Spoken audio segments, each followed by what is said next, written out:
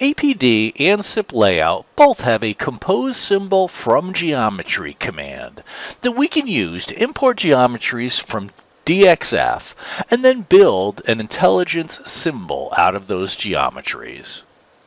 In a previous video, we imported DXF information and used the composeShape function to create these shapes on the top conductor layer of our APD design. We'd like to build an I/O component out of these shapes, with each of those shapes being an individual pin of our I/O component. To accomplish this, we can use the add composeShape from geometry function.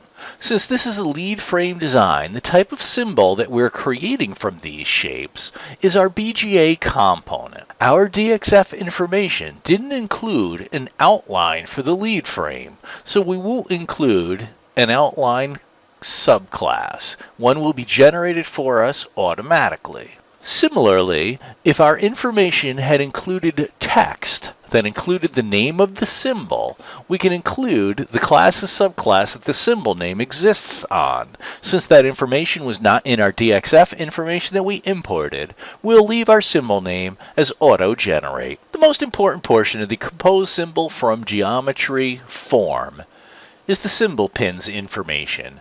These shapes that we composed from the DXF exist on our conductor surface layer, so our pin geometry class needs to be set to conductor surface. And when we set it to conductor surface, notice that APD went through, found the shapes on the conductor surface layer, and indicates that it's going to create these 61 pins for us. Our lead frame is really only going to have 60 pins. APD found the large shape in the middle of the lead frame and included that as one of the pins on the symbol. If our DXF information had included text with pin names, then we could have included a pin name class and subclass. And the composeSymbol from geometry command would have looked for the text on those layers, and if that text existed inside any of our shapes, it would have used that text as the pin name for that particular pin number. Since that information was not in our DXF file, we'll leave our pin name subclass empty. Similarly, the pin numbers occasionally exist in the DXF files, and if those were included in the DXF information, we could have included a class and a subclass for our pin numbers as well. Since that information was not in our DXF information, we'll simply select the Create Symbol button. The symbol that gets created is going to have a name, and we'll call it LF60 for a 60-pin lead frame. And for its reference designator, we'll select a reference designator of IO1. The component that gets created is going to be placed at 0, 0, the origin of our design, and we'd like the pins on the surface layer of our design, since this is a lead frame.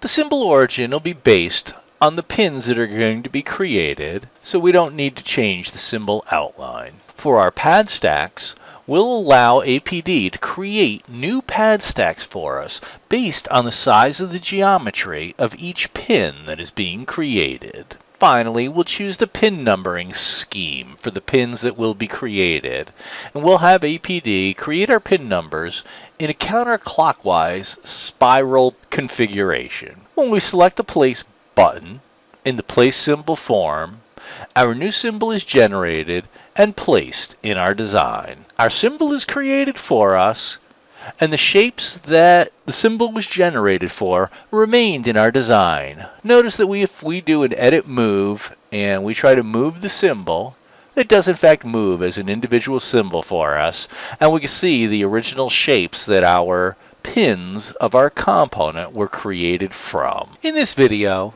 we used the Create Symbol from Geometry command to create a symbol from shapes that were imported from DXF information.